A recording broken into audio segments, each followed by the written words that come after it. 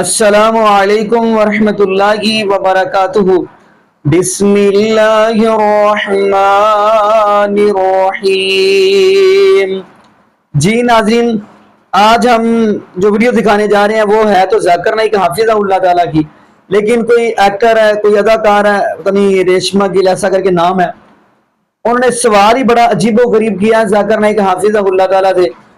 اس کا یہ کہنا ہے کہ یہ جو میں نے فلمیں، گانے، ڈرامے بنائے ہیں، یہ میری تقدیر میں لکھا تھا تو مجھ سے ہوئے ہیں، تو اس میں میرا دوش کیا ہے، یعنی میرا گناہ کیا ہے جو میری لکھا ہوا تھا، تو پھر یہ ہر چیز گناہ میرے اوپر کیوں ہے؟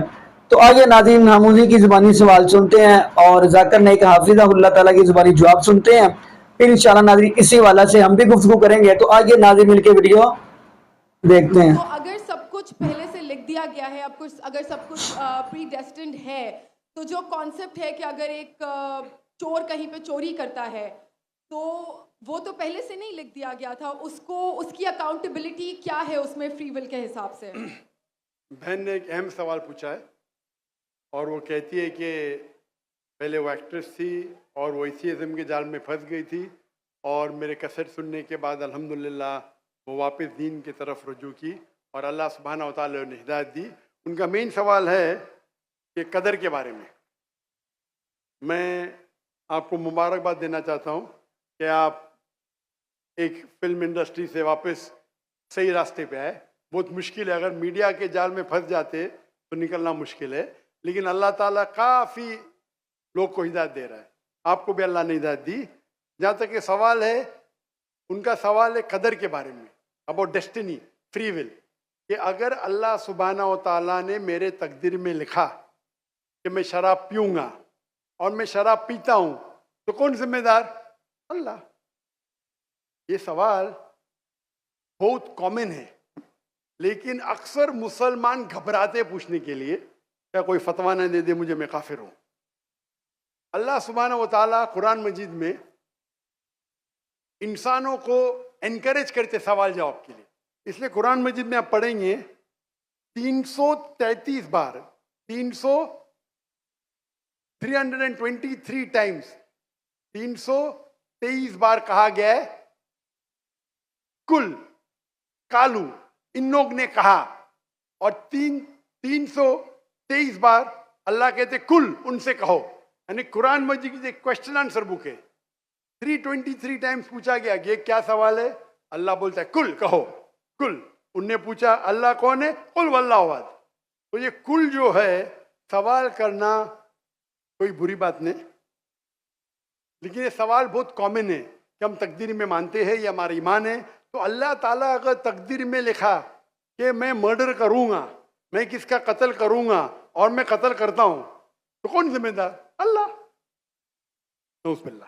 اگر لکھا ہے میرے تقدیر میں کہ میں شراب پیوں گا اور میں شراب پیتا ہوں، کون ذمہ دار؟ اللہ۔ نعوذ باللہ۔ اس کا جواب یہ ہے کہ ہمیں سمجھنا چاہیے تقدیر کی کیا معنی ہے۔ اور یہ سوال جب میں دعوتی میدان میں تقریباً 35 سال پہلے شروع کیا تو یہ سوال مجھے بھی بہت پریشان کر، کس نے پوچھا نہیں مجھے، اللہ کی مدد ہے، اللہ کی مدد ہے، جواب ملنے کے بعد ہی لوگ پوچھتے ہیں۔ تو پہلے چند سال کافی تحقیق کی، لیکن جواب کوئی کتاب میں ملی نہیں۔ جواب ملا، پھر میں نے علماء سے پوچھا صحیح ہے، تو انہوں نے بولے ماشاءاللہ اچھا جواب ہے، اور میں ابھی پیش کروں گا آپ کے سامنے۔ میں مثال دیتا ہوں کہ اگر ایک ٹیچر کلاس روم میں 100 بچے کو پڑھا رہی ہے، 1 سال پڑھانے کے بعد امتحان کے پہلے ٹیچر بولتی ہے یہ بچہ ایگزامینیشن میں فرسٹ کلاس فرسٹ آئیں گا، یہ بچہ سیکنڈ کلاس آئیں گا، یہ بچہ فیل ہوئیں گا۔ معاف کرنا، آپ کو مثال بول رہا ہوں، کل مثال ہے آپ کے لیے۔ اور ایگزامینیشن کے بعد یہ صحیح نکلتا ہے، یہ بچہ فرسٹ کلاس فرسٹ آتا ہے، یہ بچہ سیکنڈ کلاس، یہ بچہ فیل ہوتا ہے۔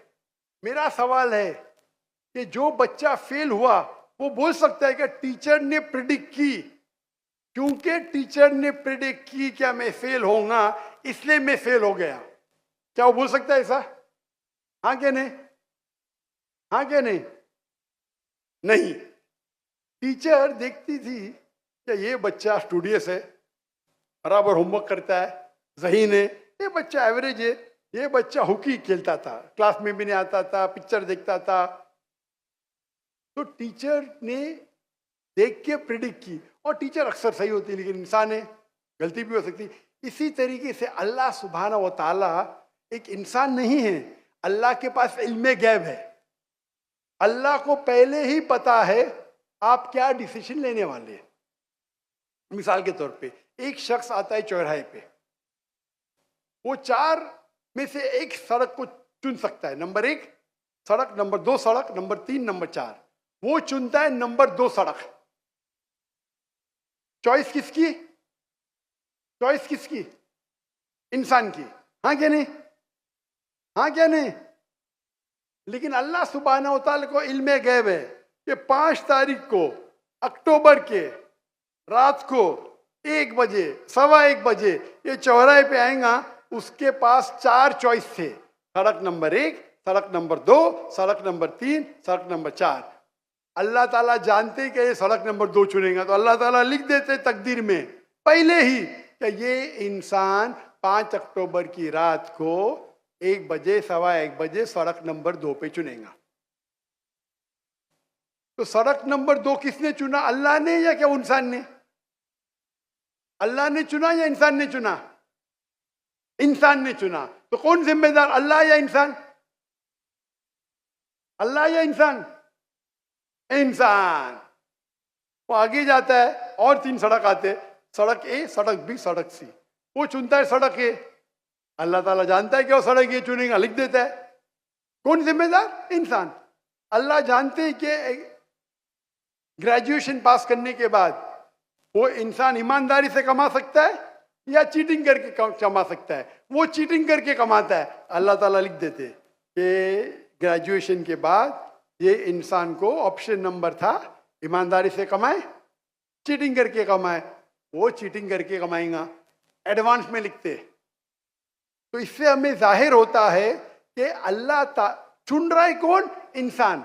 لیکن اللہ تعالیٰ کے پاس علم غیب ہے, تو اللہ تعالیٰ اسی لیے لکھ رہے ہیں کیونکہ وہ جانتے ہیں کہ وہ انسان یہ غلط کام کریں گے. یہ نہیں کہ اللہ لکھتے ہیں اور وہ انسان غلط کام کرتا ہے, کیونکہ وہ انسان غلط کام کرنے والا ہے. اللہ جانتے ہیں, اللہ ایڈوانس میں لکھتے. تو کون ذمہ دار؟ انسان. تو اللہ کے پاس علم غیب ہے, اور اللہ سبحانہ و تعالی کبھی غلطی نہیں کرتے. اللہ نے آپ کو اختیار دیا کہ آپ چوری کر کے زندگی بسر کر سکتے یا ایمانداری سے. آپ ایمانداری سے کرتے, اللہ تعالیٰ لکھ دیتے کہ یہ انسان ایمانداری سے زندگی بسر کرے گا. تو کون ذمہ دار؟ انسان. ایک حدیث میں آتا ہے کہ دعا تقدیر کو بدل سکتی ہے. صحیح بات ہے. مثال کے طور پہ آپ جاتے ہیں ایگزامینیشن میں, آپ کو پیپر آپ کا بہت خراب جاتا ہے, آپ جانتے ہیں میں فیل ہونے والی ہوں. آپ گھر پہ آ کے دعا کرتے, یا اللہ مجھے پاس کر.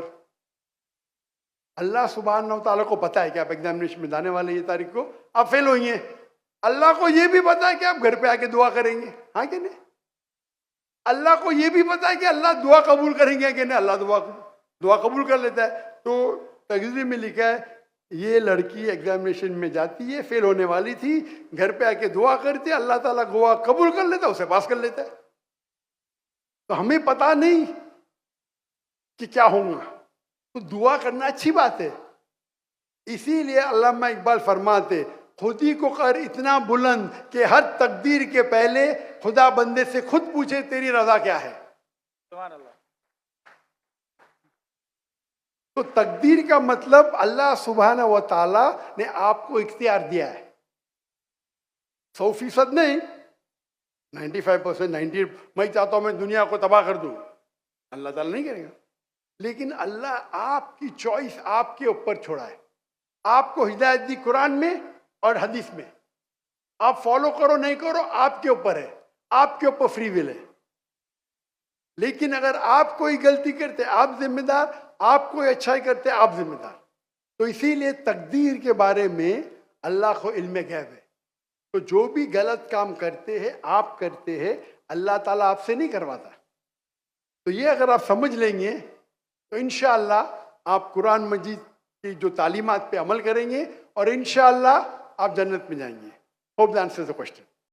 جی ناظرین، آپ نے یہ ویڈیو ملاحظہ فرمائی تو ماشاءاللہ ذاکر نائک حافظ اللہ نے بڑا ہی اہم جواب دیا ہے۔ ناظرین، بات رہے گی تقدیر کی، وہ تو ہمارا ایمان ہے، اچھائی کی تقدیر کی اچھائی برائی پر ایمان ہے۔ خیر جو بات کرنا چاہ رہا ہوں، آیا کہ ناظرین جب حضرت آدم علیہ السلام کو اللہ پاک نے بنایا تو اللہ پاک نے تمام فرشتوں سے کہا سجدہ کرو، تو تمام فرشتوں نے سجدہ کیا اور ابلیس کو بھی کہا، تو قرآن کہتا ہے ابا واستکبر وکان من الکافرین، اس نے تکبر کیا، غرور کیا، کہنے کا میں کیوں اس کو سجدہ کروں۔ نہ یہ غلطی خود کر رہا ہے، اللہ کے حکم کو خود ٹھکرا رہا ہے، اللہ آرڈر کر رہے ہیں کہ سجدہ کرو، وہ خود غلطی کر رہا ہے، خود اللہ کے حکم۔ ایسے ہی ناظرین جس چیزوں سے اللہ پاک نے منع کیا ہے ہمیں منع رہنا چاہیے، جس چیزوں سے اللہ نے ہمیں روکا ہے ہمیں رکنا چاہیے۔ یہ تو ہم خود کر رہے ہیں جب اللہ پاک نے ہر چیز بتا دی ہے۔ اب وہ شیطان کیا کہہ رہا ہے، جب اللہ پاک نے اس کو جنت سے نکال دیا، کہنے لگا اس کی وجہ سے مجھے نکالا گیا ہے، اب میں ان کو اس کی قوم یعنی کہ اس کی اولاد کو ورگلاتا رہوں گا۔ تو نظر دیکھا جائے قصور کس کا ہے، حکم کس کا ٹھکرایا جا رہا ہے، یہ خود ہی ابلیس اللہ کا ٹھکرا رہا ہے اور اپنی غلطی ماننے کے لیے تیار نہیں ہے۔ تو یقین مانیے ایسے مجھے ایک صحیح بخاری کی حدیث یاد آ گئی، ایک نبی پاک صلی اللہ علیہ وسلم کی صحابیہ صحیح بخاری کی حدیث ام یعقوب غالباً اس کا نام ہے۔